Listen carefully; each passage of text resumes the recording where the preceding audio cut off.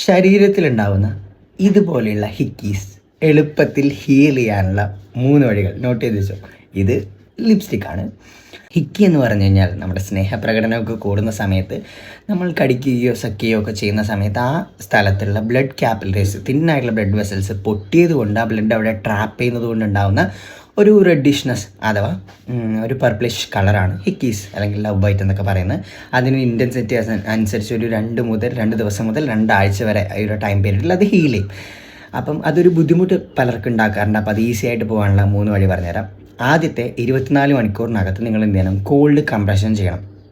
Ice വെക്കുക, അല്ലെങ്കിൽ ഒരു തുണിയിൽ ഐസ് മുക്കിയിട്ട് അത് റെഗുലർ ഇൻ്റർവെൽസിൽ 2-3 മണിക്കൂർ കൂടുന്ന സമയത്ത് അതങ്ങനെ വെച്ച് കൊടുക്കുക. അപ്പോൾ ആ ബ്രൂയിസ് നന്നായിട്ട് കുറയും.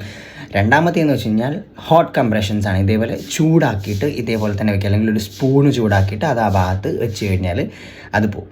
മൂന്നാമത്തെ വഴി എന്ന് പറയുന്നതാണ് അർണിക്ക ജെൽ അല്ലെങ്കിൽ ക്രീം പോലെയുള്ള, അല്ലെങ്കിൽ ത്രോംബോഫോബൊക്കെ പോലെയുള്ള ഹെപ്പാരിൻ ജെല്ലി കണ്ടെയ്ൻ ചെയ്തിട്ടുള്ള ഓയിൽമെൻറ്റുകളൊക്കെ തേച്ച് കഴിഞ്ഞാൽ ഈ ബ്രോയ്സ് പെട്ടെന്ന് കുറയും. അപ്പോൾ ഈ 3 വഴികൾ ട്രൈ ചെയ്യുക. അപ്പോൾ ഇതേപോലെ ലവ്, അട്രാക്ഷൻ ആൻഡ് റിലേഷൻഷിപ്പ് വീഡിയോസിന് വേണ്ടി don't forget to follow digital.